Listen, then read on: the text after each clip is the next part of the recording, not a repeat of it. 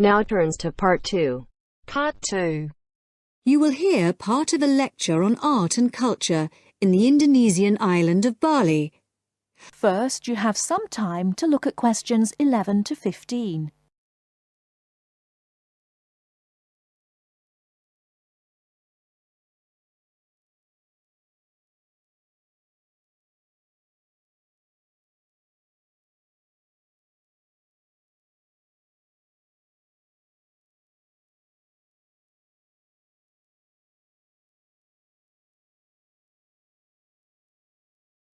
Now, listen carefully and answer questions 11 to 15. Last week, we looked at the traditional art of Japan. In this week's lecture, we're going to move south and look at the very special way in which art has developed in the beautiful island of Bali, which is now part of Indonesia. I'll begin by giving you a brief historical overview. It's thought that the first inhabitants of Bali were farmers who arrived around 3000 BC, at the beginning of the Iron Age. They probably originally came from China, and in Bali they cultivated rice and built temples ornamented with wood and stone carvings and statues. The Hindu religion was introduced in the 14th century AD, and this has remained the main religion on the island. This was an important period in the artistic development of the island, when sculptors, poets, priests and painters worked together in the service of the ruling families. Rather than painting everyday scenes, artists concentrated on narrative paintings illustrating the epic stories of Hinduism. Bali's rich natural resources have always made it an alluring goal for merchants, and from the 17th century onwards, Dutch ships visited the island to trade in spices and luxury goods. Gradually, the old royal families lost their power, and eventually, in 1906, the Dutch East Indies Company was founded, and the island became a colony. In the 20th century, art then took on a very different role, as a tool accessible to everyone in the fight of the Balinese people against colonization, rather than as the property of a minority. Shortly after this, in the 1920s, stories of the beauty of the island of Bali began to spread around the world, and Balinese art underwent another vast transformation with the advent of tourism to the island. At first, this was only on a small scale, but it had important effects. Expatriate artists from Holland and Germany settled on the island, bringing paper, Chinese ink and other new materials with them. They worked with local artists, encouraging them to experiment with concepts like naturalism, expressionism, light and perspective, as well as to move away from the traditional focus on narrative painting towards something closer to their own experience.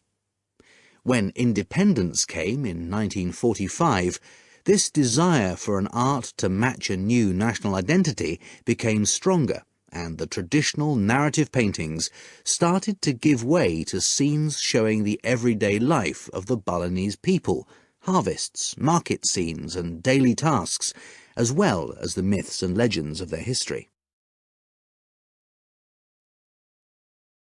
Before you hear the rest of the talk, you have some time to look at questions 16 to 20.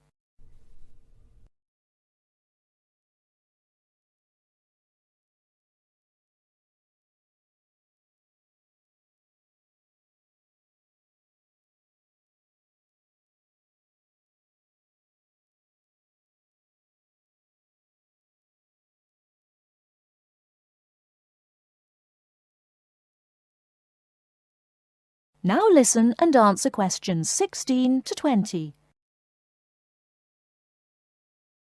Many of the features that give this art its special place in the world today can be traced back to these historical roots. One feature that is rooted in the events of the last century is that today in Bali, the production and the appreciation of art is not restricted to a minority. In fact, there is a famous saying that in Bali, everyone is an artist. And it's not considered that to make art or talk about art, any formal training is needed.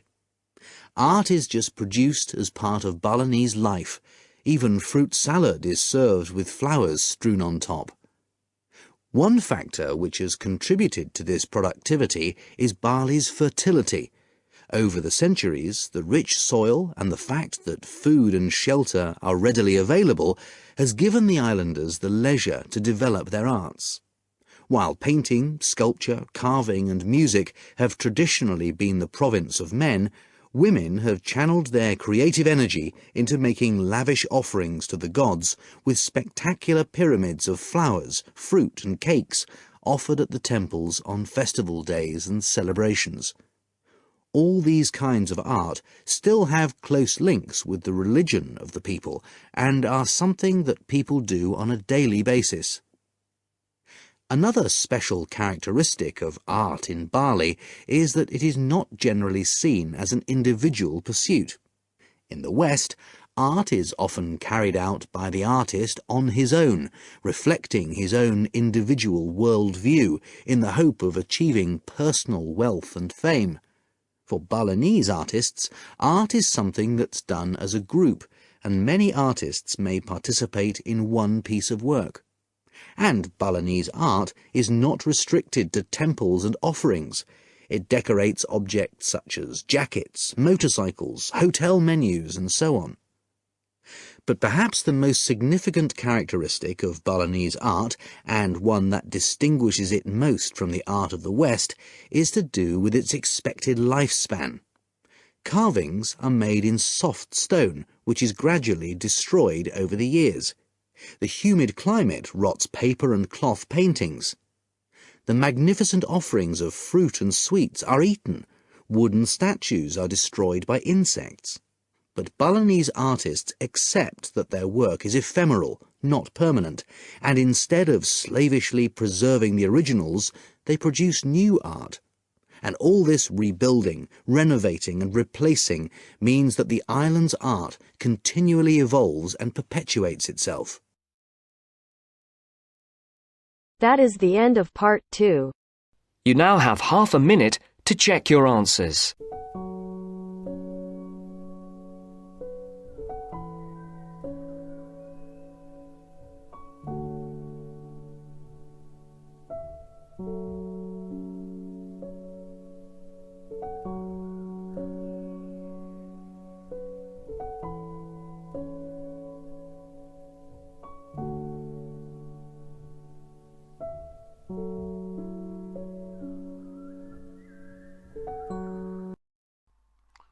Hi, this is IELTS Bob.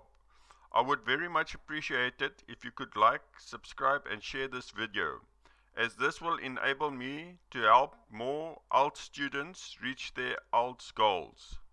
Very much appreciated. Thank you.